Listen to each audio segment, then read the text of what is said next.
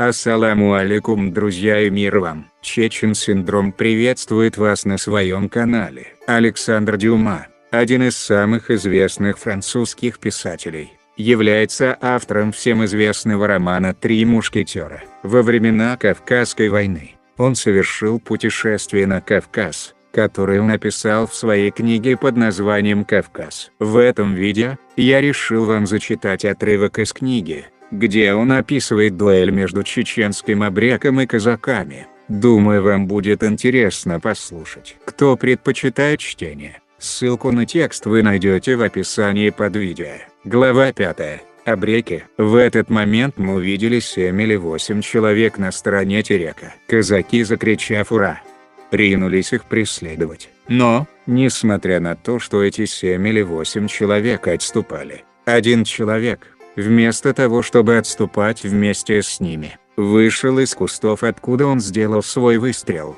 и, махая свое ружье над своей головой, выкрикивал слово «абрек». «Это абрек», — сказали казаки, и остановились. «Что означает абрек?» — спросил я у Калина. «Это означает: человек, давший клятву искать все опасности, и при этом не убегать перед никакой из них. И чего надо ему? Он все же не намеревается ведь напасть на 15 человек в одиночку? Нет, но похоже, что он предлагает дуэль». И на самом деле, чеченец добавил пару слов на свои крики. «Вы слышите?» — спросил у меня Калина. «Слышу, но не понимаю». Он бросает вызов одному из наших казаков на рукопашный бой. «Скажите им, что дам 20 рублей для того, кто примет вызов». Калина передала моей награде своим людям. Появился момент тишины, при котором они смотрели друг на друга, как бы пытаясь выбрать самого смелого. В это время, примерно в 200 шагах от нас, чеченец вытворял все возможные маневры на своей лошади, продолжая кричать: «Абрек, абрек, проклятие! Дайте же мне мой карабин, Клина!» — закричал я в свою очередь, умирая от желания пристрелить этого весельчака. «Даже не думайте, вы лишите нас довольно интересного зрелища». Наши казаки консультировались между собой, чтобы узнать, кого отправить. Они его узнали, он очень известный абрек. И вот, один из наших представился на дуэль. Его просьба биться с человеком, который ранил его лошадь, мне показалась столь обоснованной, что я его поддержал в его намерении. В то время горец, чеченец, продолжал свои маневры. Он делал круги, которые становились все меньше и меньше, так что он продвигался к нам все ближе и ближе. В глазах казаков горело пламя. Они наблюдали, как вызывающий себя вел горец. И несмотря на это, ни один из них не сделал хоть один выстрел в врага. После вызова, тот, кто так поступил бы, был бы лишен чести. Другой человек из нашего эскорта подошел ко мне и сказал мне пару слов.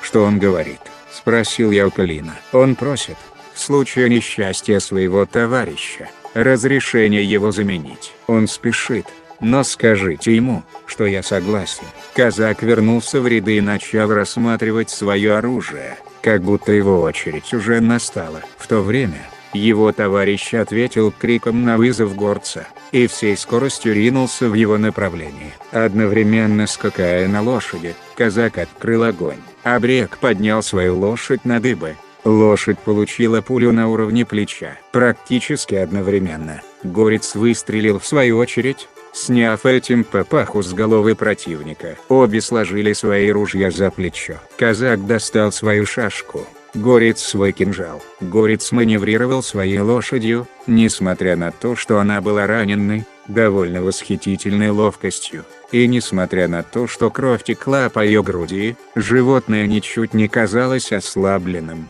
Ее хозяин поддерживал ее коленями, уздой своим голосом. Одновременно поток оскорблений тек из его уст, утопая его соперника. Оба бойца доскакали друг до друга. В один момент мне показалось, что казак проколол своего соперника своей шашкой. Я увидел, как блестело лезвие за его спиной, но он всего лишь проколол его белую черкеску. С того момента мы видели просто два человека, бьющихся в рукопашном бою.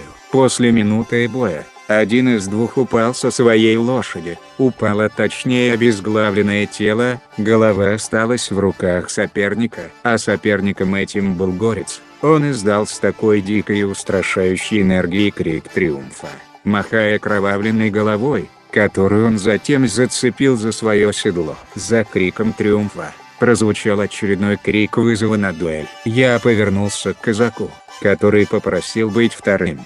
В случае смерти своего товарища, он спокойно курил свою трубку. Он кивнул мне головой. «Я пошел», — сказал он мне. И затем, крикнул в свою очередь, в знак соглашения на битву. Горец приостановил свою джигитовку, чтоб посмотреть, что за новый чемпион собирался с ним биться. «Давай», — сказал я казаку, — «я увеличиваю свою премию на 10 рублей». В этот раз он мне просто ответил морганием глаз. Было похоже, что он запасался дымом, вдыхая и не выдыхая. Затем он ринулся в галопе, прежде чем Абреку хватило времени перезарядить свое ружье, остановил свою лошадь в 40 шагах от него, поставил ружье на плечо и нажал на спусковой крючок. Легкий дым, который появился около его головы, заставил нас поверить, что сгорел всего лишь капсюль, думая, что он обезоружен. Абрек ринулся на него с пистолетом в руках и выстрелил в 10 шагах от него. Казак каким-то образом уклонился от пули, и затем, быстро поставив ружье к плечу, к нашему всеобщему удивлению, мы все, которые не видели его перезаряжающим свое ружье, он выстрелил. Резкое движение, которое сделал горец, дало нам понять, что пуля в него попала. Он отпустил узду и обхватил, чтобы не упасть, двумя руками шею своей лошади. Животное, чувствуя, что больше не является управляемой, ринулась через кусты в сторону терека. Казак ринулся ее преследовать. Мы бросились также в ихнем направлении, когда мы увидели постепенно тело горца, теряющее равновесие и падающее на землю. Лошадь остановилась около всадника. Казак, не зная, не является ли это хитростью горца, и не симулирует ли он свою собственную смерть, сделал сначала вокруг него большой круг, прежде чем подойти к нему. Естественно, ему хотелось посмотреть на лицо своего врага, но его враг, случайно или намеренно, лежал лицом к земле. Казак по чуть-чуть начал подходить к нему. Горец не двигался. Казак в руках держал пистолет, готовый выстрелить. В 10 шагов от чеченца он остановился, прицелился и выстрелил. Чеченец не двигался. Это была зря потерянная пуля. Казак выстрелил в трупа. Он слез с своей лошади, подошел, достал свой кинжал, присел над мертвым и буквально за секунду снова встал, с его головой в руках. Весь конвой закричал «Ура!». Он выиграл 30 рублей и отомстил за товарища. В считанные секунды горец был полностью оголенным. Казак сложил все его вещи у себя под рукой, взял за узду раненую лошадь и вернулся к нам. Был всего лишь один вопрос: «Как твое ружье, после того, как капсула сгорела, выстрелила?» А капсула не сгорела. «Мы же видели дым!» — кричали его товарищи. «Вы видели дым из моей трубки, который я держал во рту, а не из ружья. Вот твои 30 рублей», — сказал я ему, хотя надо признать, что ты сплутовал. Обычно мертвое тело оставляют на поедание хищникам и орлам, но труп казака был бережно взят и возвращен в крепость, которую он покинул буквально час назад.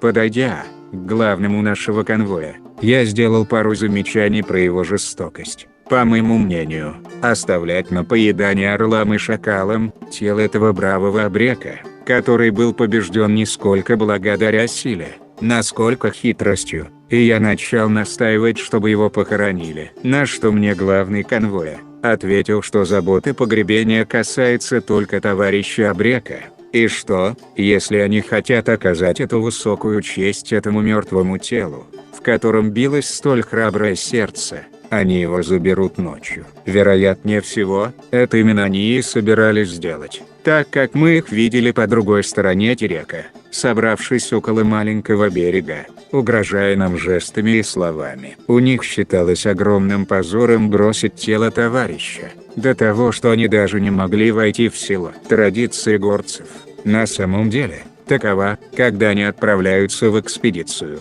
и когда у них бывает убитым один или несколько человек, они приносят их тело до границы деревни, затем стреляют в воздух, чтобы предупредить женщин о своем возвращении. И когда они их видят на другом конце аула, они оставляют тело на земле и снова ходят, чтобы вернуться только с тем же количеством вражеских голов, сколько количество убитых товарищей. Ну а на этом все, друзья. Если вам было интересно, не забываем про лайк. С вами был Чечен Синдром. Всего вам хорошего и до новых встреч.